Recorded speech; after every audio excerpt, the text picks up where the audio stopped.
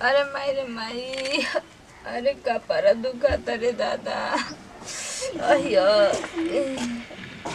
अरे माई का छपटाता रे? का भइल बा? अरे कपड़ा दुखाता जी। कपड़ा दुखाता है और तो दुखाता तो छपटात का बड़ी आराम से बांध के पकड़िया बैठल ही ना की। अरे उठाई पगड़ी बांधे दवाई खोने तब होने के ठीक होता। तोरा के तो दवाई कराव करता हमार जीव एकदम पूरा फना गइल बा। तोरा पता ना कौन हइया भैया बीमारी तोरा धइले रहता है। दुखाता जी कितना बोलता है, वो तो कपड़ा दुखाता है मैं के चढ़ देख नहीं खबर खबर कर रहता है। मैं पत्ता का पत्ता घोंट जाता जब फाक जाता दवाई तब मैं इनका थिए नहीं खाओ खत दे। बाबूजी कहां गेल रे? अरे कजन जी हमारा का मालूम बा, बाबूजी के देखो तनी झोंटा तो अतन दवाई बढ़िया से अब कितना बोलो तनी घटिया त बात ढेर बोललू जा हम त हमर के दांत खींच बरई त अయ్యో कबले माथा खराब करबे। दे हिंग कर दे। अरे दुखाता जी। अरे तो रुक टन टन टन टन ठोक दी। अయ్యో रुक रे। अतने तेलवा लेके आइल बनी जी जवन ठंडा का। हां तने वो लिया के दंदा बा देते तो बढ़िया हो जेतना। ते लिया के धइले तो तब न लगा देती। तने आराम कबर कर दे दे दे लिया के दन लगा दी तेलवा। लगावा या सार तेल लगावा गोड़वा में मल तेलवा तनी बुकवा पीस के लगा दा दा हम तोर गोड़वा में दे दा दा पतो रानी दा हटी रहुआ नु खाली तो रवे बवे कर तू उलट जे तू खटिया पर होल दर्द खत्म बाबूजी के देखते। ते का कर सूती उनका सामानवा सूती सूती नहीं यार हमारे कोरवा में सुता हम तोर तेल मालिश कर दिया ए पारो रन एगो दफा कपार दुखाता इन लोग लगे नौटंकी। दाबा बाबूजी दबा अरे अपन को लग सुता कोरवा में सार अपन को लग कोरम सूत ऐसा ही तोर मौसा का नेवता यार है कहिया तो सतुरुआ मेरे मौगा कर गलाला हाय उकुल खात हवा के मार दवा आय के कोठारी में खाली बैठ बैठ के भूसुर भूसुर बतियावत हवा वहां काम करे न गल रे मौगवा काम करी मैं उनको हम काम करी और को का करी सब पूरा आ तोरे में के काम करी खैर कौन कौन जब तोर अजी बाबा आय के कुछ ना काम करम हाय नेवता वो ओइ जे जाके मौगाई कर दियावा कया सार के कर हो कया के कर हो हैं तोर छोटका मौसा का सार आय के गोड़ और मालत हवा ले आय के को तरीके बाबूजी जया तोहर बाप मर जेता ये जाए के हां का फालतू बोलेला रुको नहीं। देखे दो पूरा साल पढ़ा तो ऐसा कह के ए तो देखम ना हो तरीका ना देखी त छूट जी तो कब से छोड़ देला से मेहरा के चक्कर में उल्टा तो सुन गोजिया बहिने तोरे पिछवाड़वा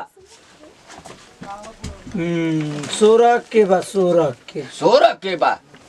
शुक्रवार का तिल नहीं हमार तेरा ही है साल वो में लिखल हमार तेरा ही ना था दे ना ला ला कर जान देता हाँ तो ई तो गजबे साण में तीनों खड़ के गइलो अब आया साण तो के बतावत हिया अब सुनो नेता आइल ना त काडोडे इंगल फेंक फाक के चल गेल बना जा 16 तारीख के बारात न जा कहिए करली बना जा क तारीख त नहीं देखी तो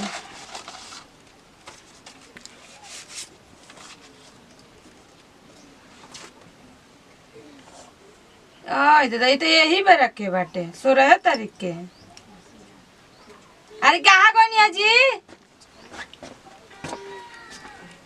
कहिए बाटे यही बेरा के बाबा तेरे कानवा देख देख के ते हां यही बेरा के आइल बा कार्ड यही बेरा हुए तो जाई चर के पुड़िया धर कर निकल जाओ तो बाबूजी के भेज दिलाई नहीं की बाबूजी के भेज देला ते कहना के लीवर सर जला उनको जाना तो कहना तेल खानी तो छेड़ लगे सीधे। अरे तो बताई है नेवता नहीं के आई बा ना दिया तो रउवा में के आई देवे खा हम जनी के अगला महीना में 16 तारीख के बाद यही बेरा के बाद अगला महीना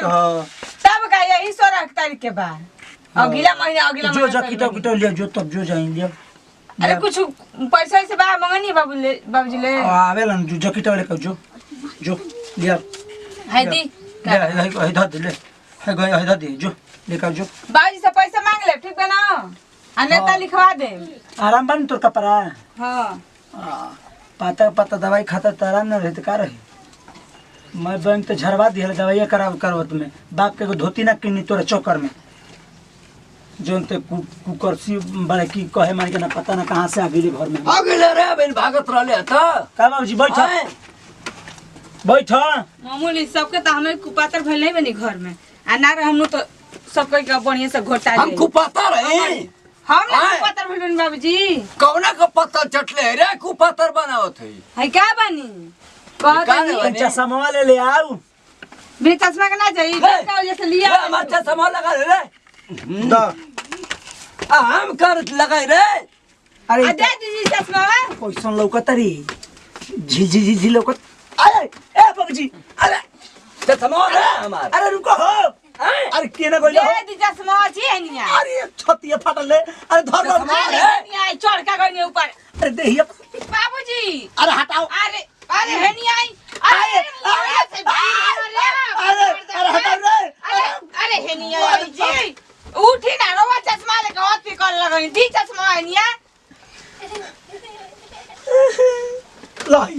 पहिना दीवार है। अच्छा मेरे मौका जा तनी नाता पे यही बार समझ बना दियनी समझ बना अरे ना ना जला पीटे नहीं ना तले उड़ान मत रो तो अब ना जनियो के नेता खोली जी खोली जके टके खोली ना जाई नेता ना जाई तो ना नहीं नहीं ना जाई नेता अब देखते हैं के हिताई मिताई करता जाके करी रबरे हिताई सही रहला जाई ले इधर ना जी मत जाई ठीक बा ना नहीं खे गोला के नेता कहीं ना ले जूता उतारे जो ना होई लिया के काट दे तनी और सांस ले हम और ना जाए कहीं ना जाए चल आओ हम आओ बैठा बहन नीचे बैठा चल आओ ना जाए तो ना जाए ना जाए तो ना जाए रोवा हम आओ ऐसा ही बैठा चल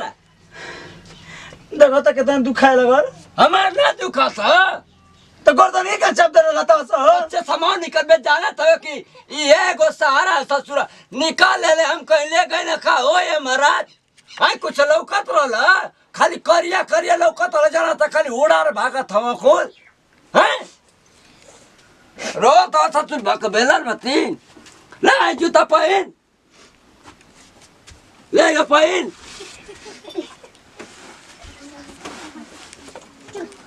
पहन पहन हटा जूता से मर बे मरने बाबूजी पहले तो जूता से मर बे ले मार जूता से ले मारा जूता से ले रे बोला तन सुनात नहीं खे चली तब ऐसे बोलाओ देते जन नहीं ठीक करता नहीं उनका तो रोज रोज का डरामा बा जब पार तब सेथिया के पान मारे ना खाली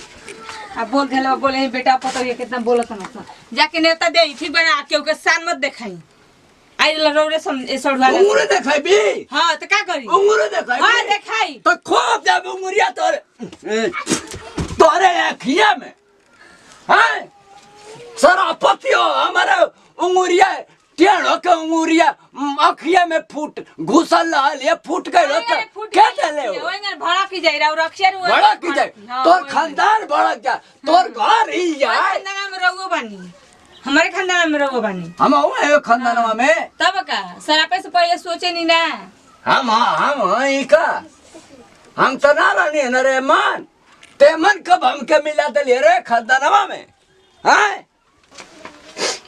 मैं मारी के खराब कर दलन मुंह तो रवा के बोला का ये तो हो जाए मार भाषण लेक्चर सुनत नहीं रवा जानी ना बाप रे बाप कट्टा गले जने ओट देखी दी दवा दी दे हिया दी तो है नहीं करता हई दुको हई जमा है के घाला भेज के कान की ना कुल मार देना मोय कन पटे उन पटे ले सही में ना हाय फूल गइल अभी ए जी तो हरदी छापे के पड़ी दी है दी तनी हमार दवा देना तोर तो औरी के बीमारी भइल रहले अब उलट जा अरे मम्मी हमारा दुखा तो तोर दर्द कइले रहले ले ले ले आई मट्टी का तेरा ये सनवा ये गल बस अपना प्रताप दे हाली बगन सही हो जाई ऊपर लगा के माचिस बात देबे सही एकदम तुरंत सही बाबूजी रह के खोख के खर के ना कितना हाली हम समझाइले बानी खो खराब के हां खोख के ना के चाहिए घर में बेटी पता है कैसे रहे नी केवल बेटी पतो हो हां तू बेटी पतो हो ना आय ओ मैं हम तो भुला गलनी कि तू बेटी पतो हो बढ़िया ना वो क्या हम बनिए में लगा कहिया से तू बेटी पतो हो गेलू काय दे हमार दिमाग ये पूजा करनी था ये ना पता चलो कि कहिए से हां सही हाँ। बेटी पतो है सही चचरानी लोग ना बेटी पतो है सही बच बच बोलली ना हाँ। तोहरे में आग लग जाए तोरी बेटी पतो में बोलत हूँ बेटी पतो बोलने से अपन इज्जत हमारा मैंने का चढ़ क्या पूरा कैसे बोला जाला का चाहत ये बताई ना मुंह में मुंह सटा सटा ला उहे राजा ले एकदम लाजे घोड़ो बेशरम कहीं का ला लाई ला लगा दिया भैया लगा जब ससुर माचिस 2 मिनट में सही हो जाई तोहर कपड़ा और ने कहवा हो तोहर कपड़ा पर रख दे तेलवा आवा आवा भैया ही रहा आवा ते गोर दबात हो बाबूजी अपना दबात हो सर नेवता में जाके तो हिता ही करत हवा नेवता में जाके फाटा तो और ना जाए कोई दिन ना जब तो ना जाए हां ना जाए हम ना जाइबे ना लड़ाई ना एक जाकी देता नहीं होना आय ओ माय सिनेमा पे मारत हुए अरे होना फेंकनी तेज गिर गिला है सिनेमा पे मरबे बाबूजी आई जी हनी का करता नी फिर लड़ने लगा लेके जोन क्या कहता फिर हमारे पास ना ना साया में के बाला हो घरवा में आई साया बाला दुपट्टा बाला घिसरा ले जा लो ले जा ओके बांध ला सर को इनका आज नेवता बतावा हो आई हमके कौन हम ही के जाए परी का हो ई ढेला में 3 ढगरा ले ला ये मौगा सार जवने मेहर मौगा से बियाह शादी हो गल कि घर में उजाड़ डाला फूक दे सार अपने आप ना हो बोर जीप तक के चिल्लाई प्रणाम करते हैं भगोर छुको गोल लगते हैं हम लोग का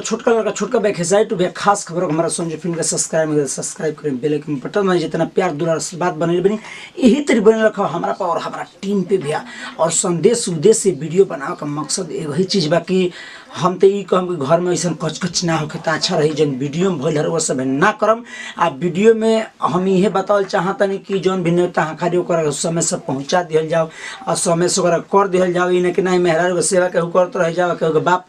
के बात ना माने केहू ऐसा बात नहीं ना बाबूजी के बात माने के बाकी नेता खाली बात बुढ़ापा समय बात वहाँ के कहाँ जाए तो अपने चल के बढ़िया से नेवताकारी करके आ चल के बाप के नाम रोशन रहे और कि हाँ फलाना के घर से नेवता आयल है कम से कम उ नहीं तो लड़का ओकर बेटा पुतो हिताइल बड़ा सा तो हम यही संदेश में बताओ चाहो भैया और हम ज़्यादा कुछ बोलो तेजी से दी विदाई फिर अगले वीडियो में जी जय हिंद जय भारत जय भोजपुरी समाज लव है भाई।